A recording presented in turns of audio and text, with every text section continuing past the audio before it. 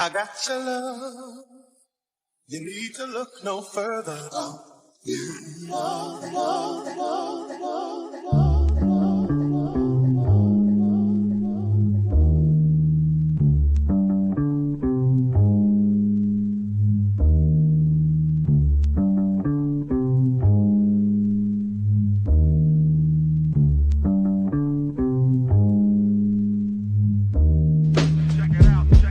love. You need to look no further.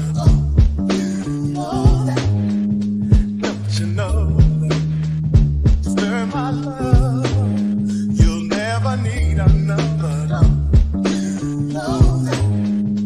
Don't you know that I don't make no promises I can't keep, and I promise myself that I love you forever. How many times must I say that for you to understand? Oh, yeah. Don't you know that I love you so? Baby, don't you know?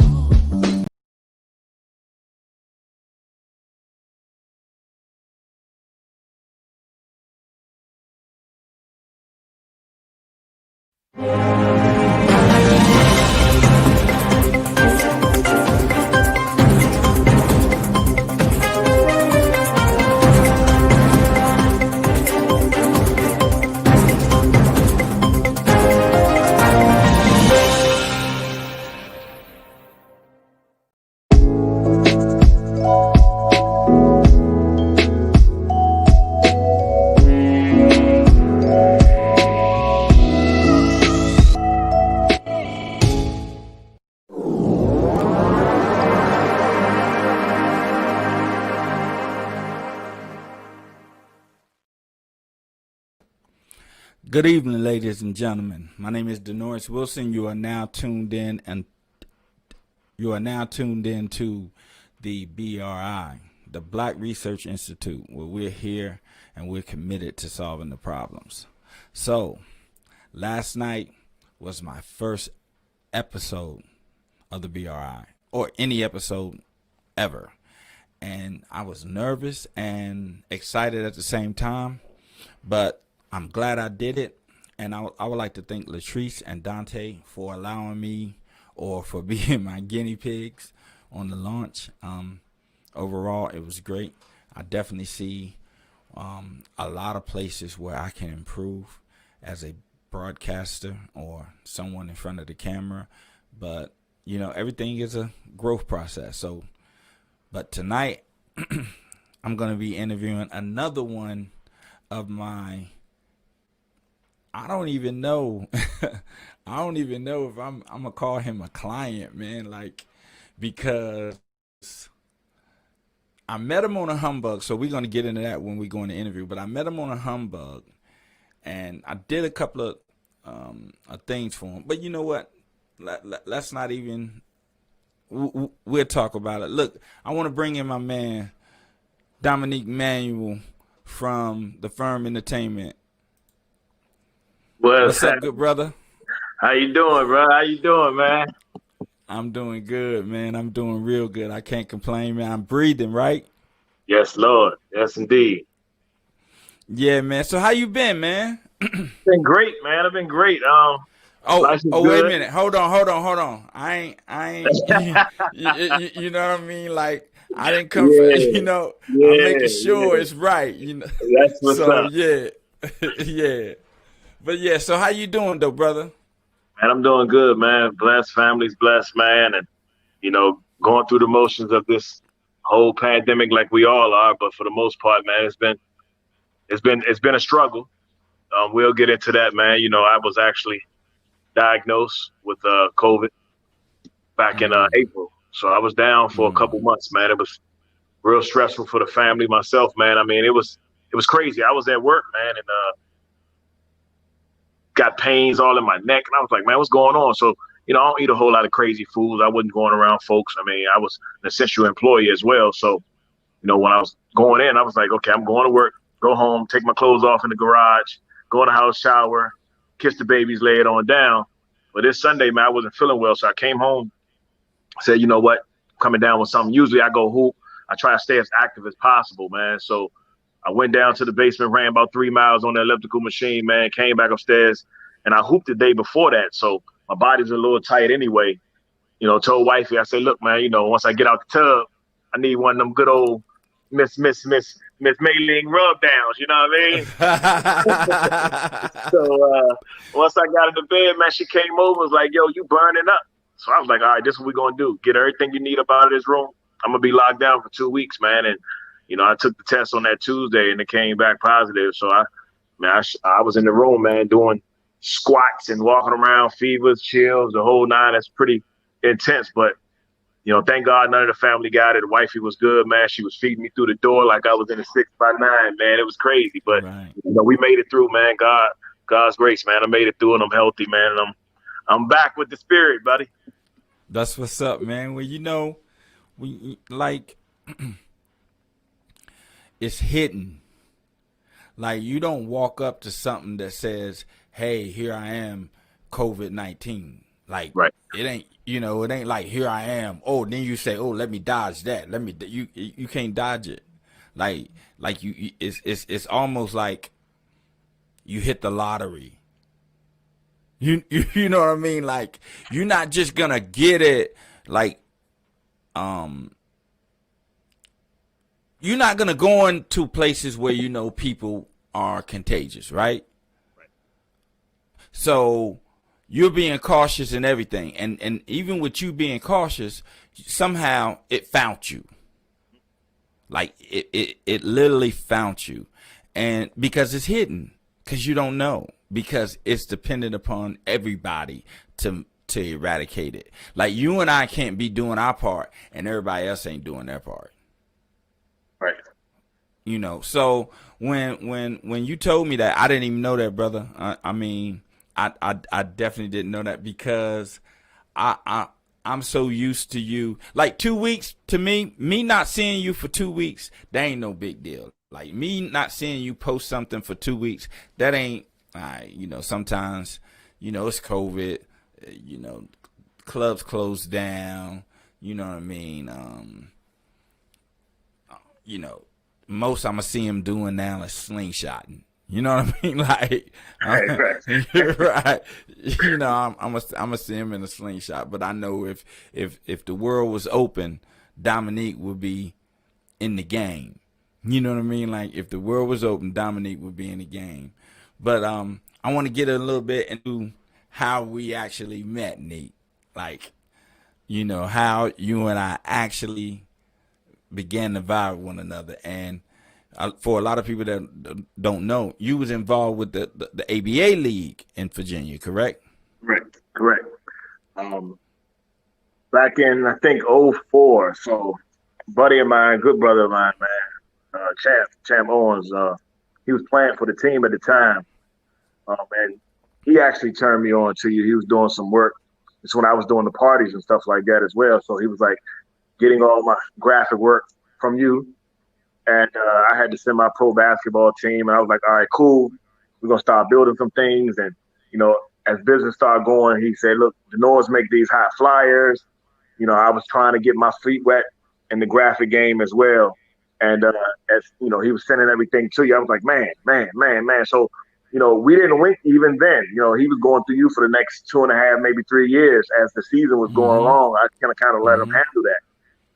Well, bro, you know, fell off or whatever. And then as I was trying to get into it with me doing clubs and, you know, trying to get my press kits and things of that nature together, you know, I was dibble-dabbling in the graphic world because at the time where I was working, I was doing a lot of print stuff. I was a production manager at a company out in Falls Church, Virginia. So I'm like, man, it kind of goes hand in hand. I'm doing printing, I'm doing press kits and things of that nature. Let me try to get into the graphic world. And trying to do these newsletters for the Avengers at the time, the Alexandria Avengers, I was semi-pro team.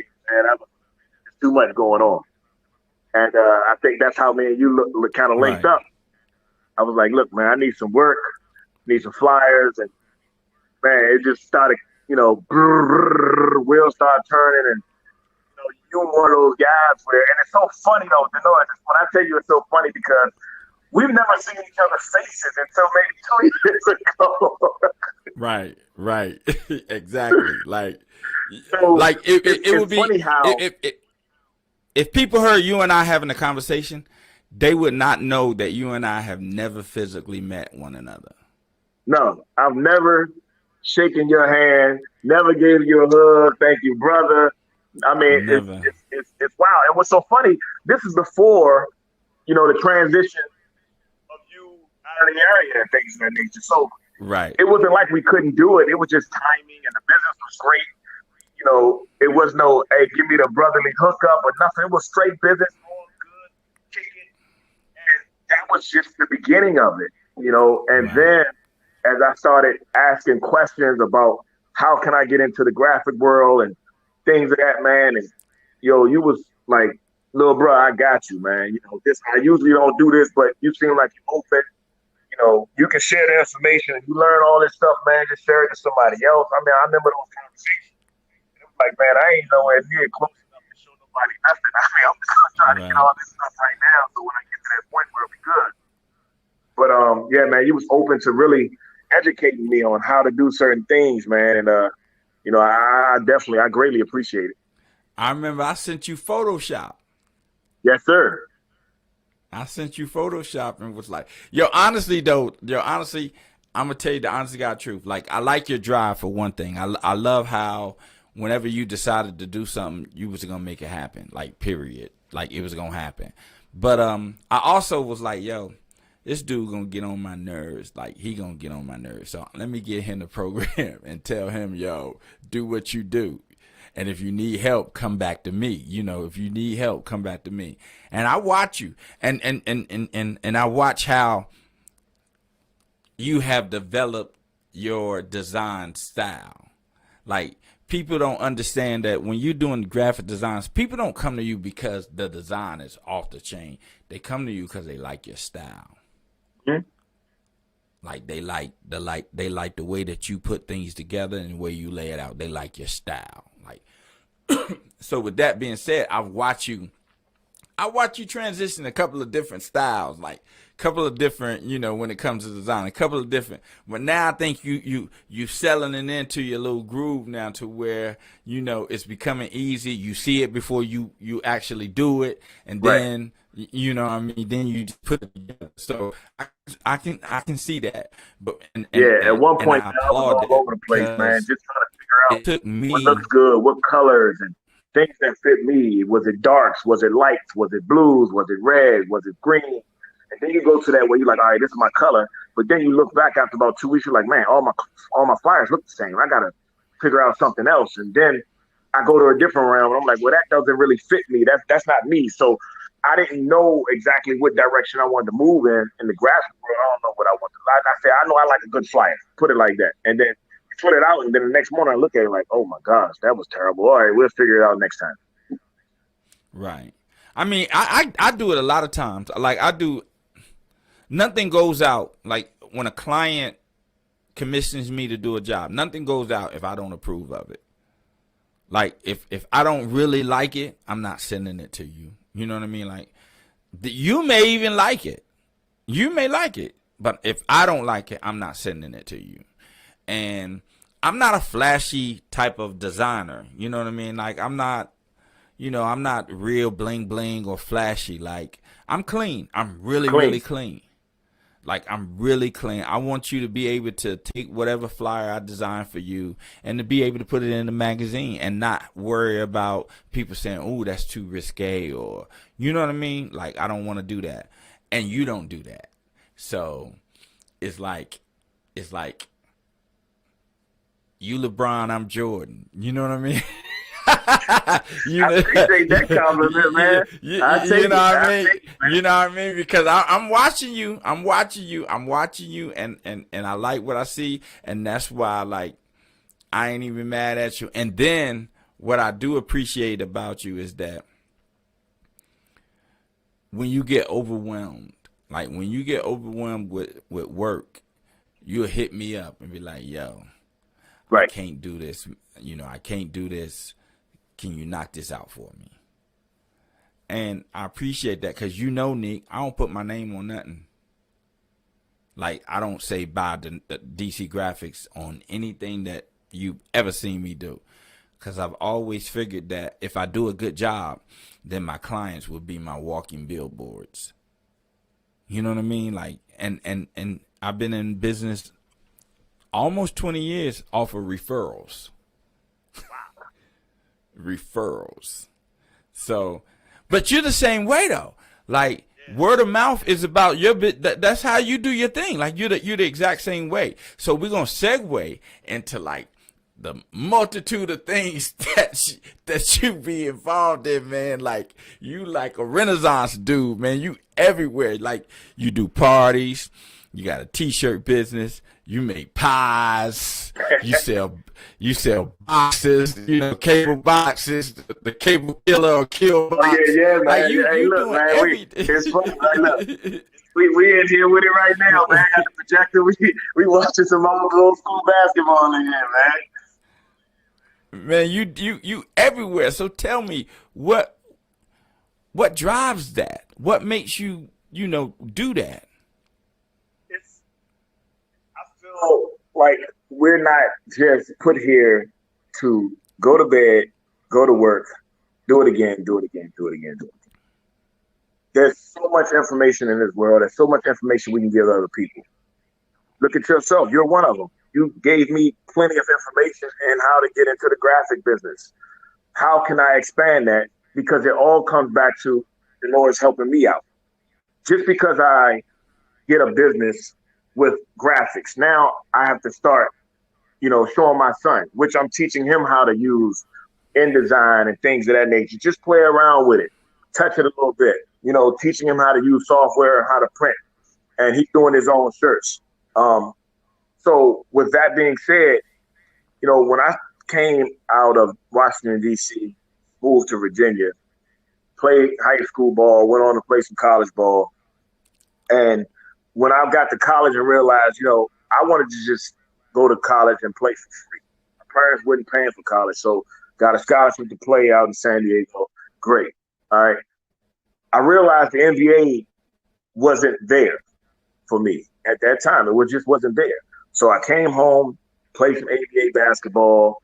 When I was in San Diego, worked out with the USBL team, the San Diego Stingrays out there. That's when Master P actually was playing for the team. It was crazy. So came home, and a bunch of guys that was playing for like the Georgetown, Cincinnati, guys I played basketball with coming up. They started an ABA team a year beforehand, the Alexandria Windjammers. And my man Justin Moore was a part of that unit as well. So when that didn't really pan out, a couple years later, Justin, a good buddy of mine, Tyree Harris, my brother Champ, Daryl, he came and we all put together the Alexandria Avengers. Well, I could have easily been a player at that time. Young legs still can go. But I said, you know what? I want to transition into ownership on the pro side because I'm not playing that game. Somebody has to take on that role as a basketball player, as a coach.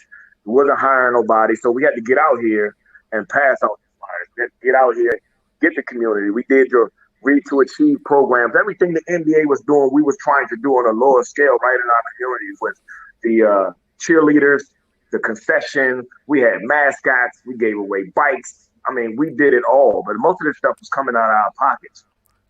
So that was really the spark of a lot of the entrepreneurial stuff that I'm doing now, seeing that you can get in the community so much. So with that, then we transition, we get to say like the pies. The pies was actually inspired by my mom and my dad.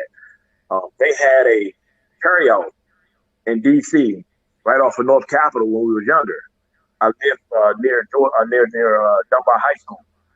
So okay. I know you. They had a carryout right Nanny there. Helen Barrel. Nanny Helen Barrel right there. Not yeah. Right, with Dunbar High School, I was on 3rd and Key. Okay. Yeah. I was in 3rd Street, right around the Surfer Quarters area. I used to live down there as well. So okay. Once they had the carry out, and they always make my dad make the pies. My mom has the rolls. So the rolls and stuff are on my website as well. I'll talk that a little later. But my dad made the pies. So my dad right now has dementia. He had dementia for a while. He knows who we are. He can't cook for himself and things of that nature. So we take care of him and all that. So for my dad inspiration really brought me the pies. He gave me the recipe years ago. So I said, you know what? I got to carry this thing on within the family. And my mom making the bread forever. She's been making the bread forever. So I told my mom, look, she won't pass the recipe down unless you're married into the family. So I'm the longest one married. I'm 17 years married, so my wife has the recipe. Right, And right. I started making the pies, man. And I told mom, look, I'm gonna try to turn this into a business and see how it goes.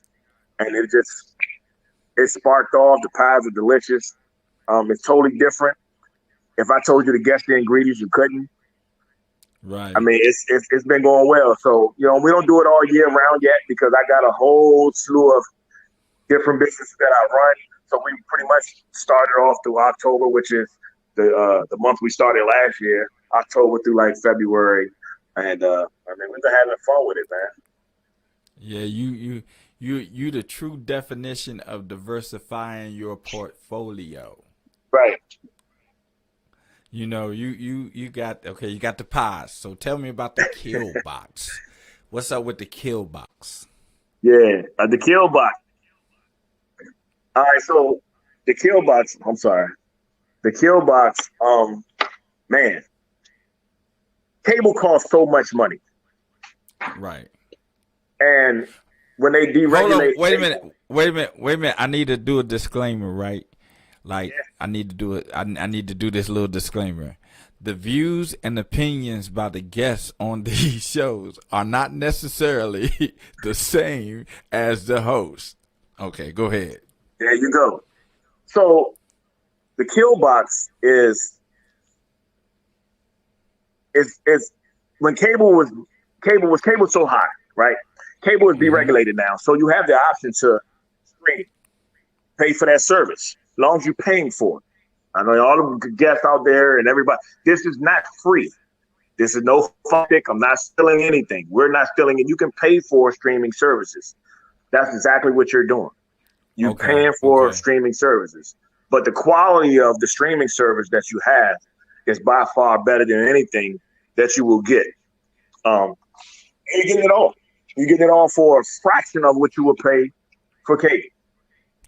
Well, you know what makes me mad about cable though? Okay, so you go in and you get let's say you get cable TV and you get cable internet, right?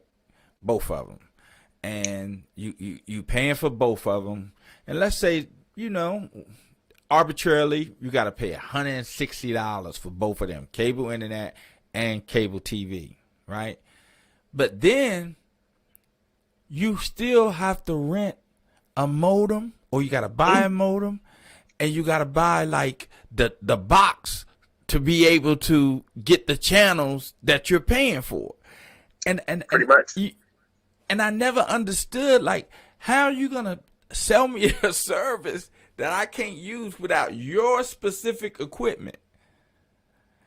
And that always, I don't know how we let them get by with that. That's like somebody make their money, man. But that's like somebody selling you a car and be like, yo, but you got to buy the key.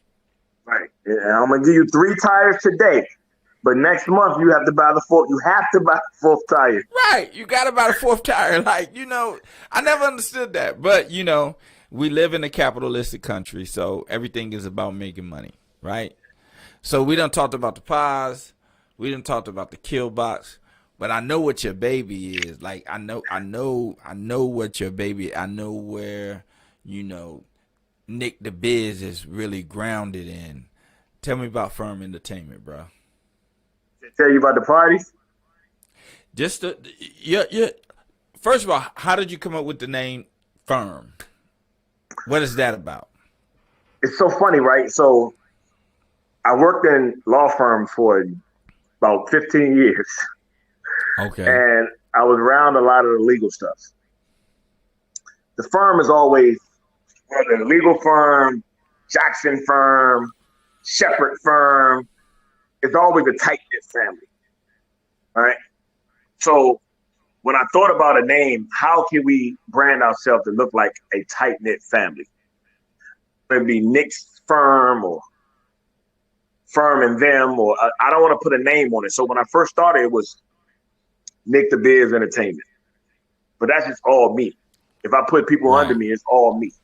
The firm doesn't put me above any of my team members. Yes, it's my company, but it doesn't put me above any of my team members. So when I thought about the name, I was like, this shows we're equal, but everybody has a head. That head doesn't have to be seen, right? So that's how it really came about.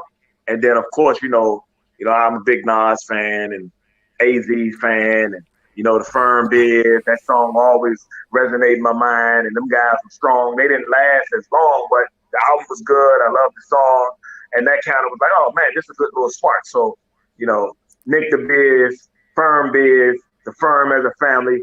That was I didn't think about it until I was like, oh man, this is good. We even got a theme song, so it was cool. Yeah, that's what's up. So name some of the famous people you done worked with while, being a event promoter with the firm. Some of the famous people I brought in, my favorite, Scarface. Praying for him. He's going through some things right now. Face, man, I had Face a couple times, probably 3 times, I believe. I did Jada Kiss, Beanie Siegel, Pastor Troy, K. Michelle, Kiki Wyatt. Oh yeah, Kiki Wyatt. Was working on Kelly Price. Jennings. What about I'm on my way? Oh yeah, my man. That's my man. DJ Luke Nasty. I've done Luke Nasty a couple times. We've done Rotimi from Power. Mm-hmm. We've done what's my man name? Young Dro. We've done Designer. I've done some heads, man. I can't even remember them all, but DC's own Raheem Devon, Shy Glizzy. Man, we've been down the list, man. Jay Holiday. Oh man, yeah, I've been on some good shows. And what's crazy about that though, when you running them down, I think like I may have designed at least 45% of them. I got a call coming in. This thing just knocked out my mic. Hold on a second. I don't know how I get it back. Okay, so we got some technical difficulties, but all those events. Oh, he's back. All those events that he named, I probably designed for about 45% of them. Easy. That's a lot, man. When I sit back and think about this, is one of the reasons clients like you, quote unquote, friends like you now. Yeah. Thanks, champ. You know what I mean? But I told myself, like, I've been in this business 20 years, man. And I know a lot of people. Like, I know a lot of people. I've designed for a lot of people and people who are doing things like, and very interesting and positive, and other people would want to know them. Like other people would want to know, what they're about. Like, so now with the entertainment thing, and I purposely saved this for last, and you probably didn't even think that I was gonna even ask you anything about this, but you do an event every year. Well, at least I know for the last 5 years, it's 2 events that you do that I know it for the last 5 years that I don't know what happened. Come on, Nic. But anyway, he does an event. All right. Sorry. Okay. So it's 2 events that you do, but we're gonna talk about them separately.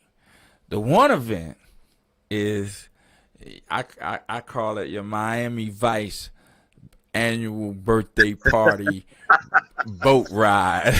You know what I mean? So you've been having that thing like, and what I like about it is like you be consistent with it. Like it's consistent. And did you have it this year? Due to COVID, I didn't, man. I mean, it was planned. It was planned, and I said, nah. It was planned for July, and the boat had the restrictions and things of that nature. And I wanted to be safe as well, so I was like, no. So what year would this have been? This would have been the 5th annual.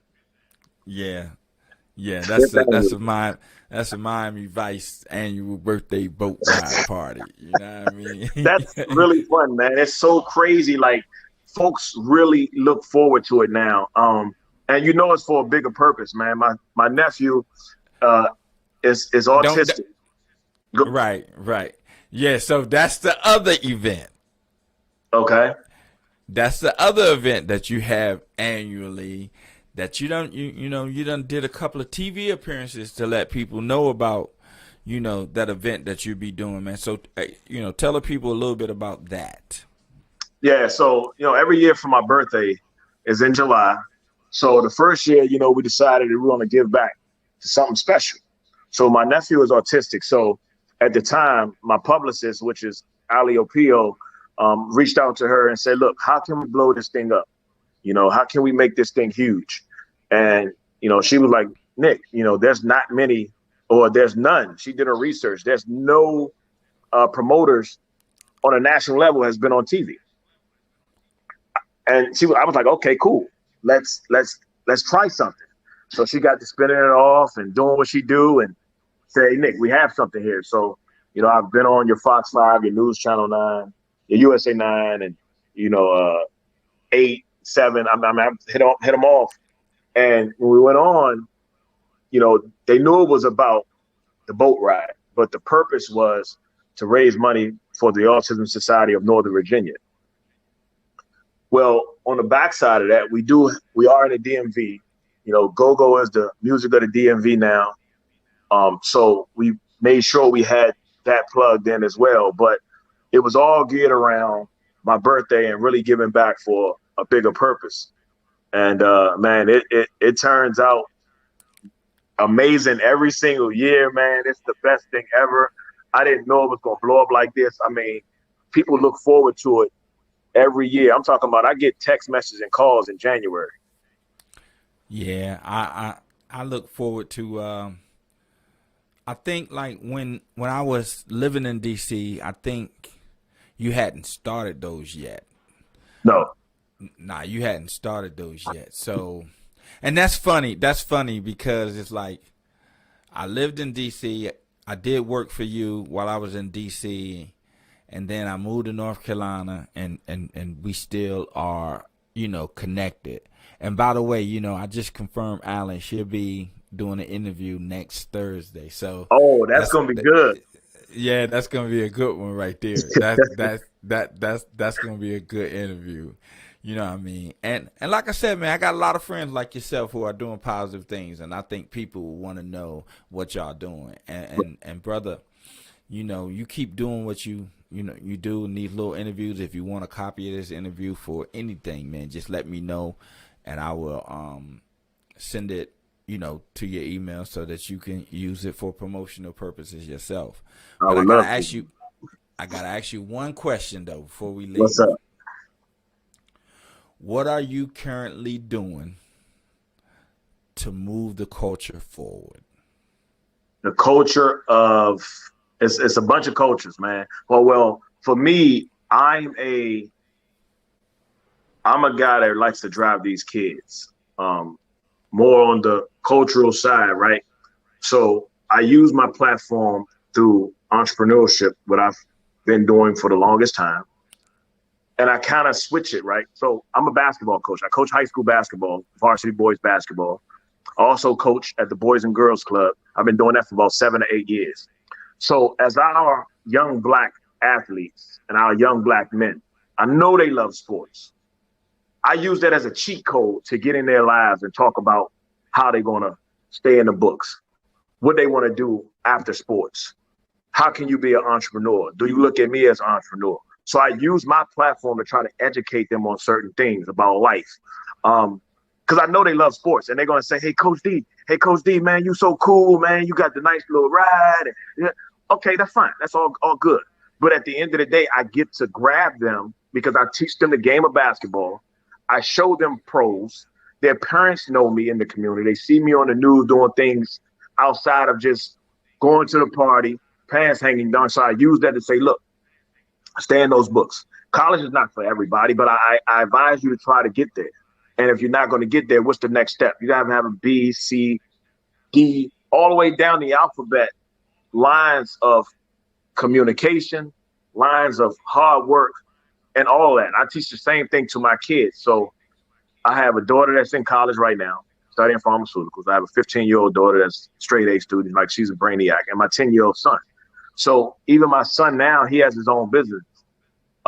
By teaching him what I'm going through as far as being an entrepreneur, his friends that are 9 and 10, 11 years old see him with his own brand. Like, I'm wearing a shirt, but this is my son's company, and he actually knows how to make this stuff. So we want to really teach these younger up-and-coming young Black men really to be in business for yourself. If you have to work for somebody, great.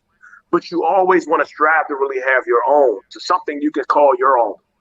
And it's hard to do. It's easier said than done. It takes a lot of inner strength, in so many words, to say, look, I want to be better each day.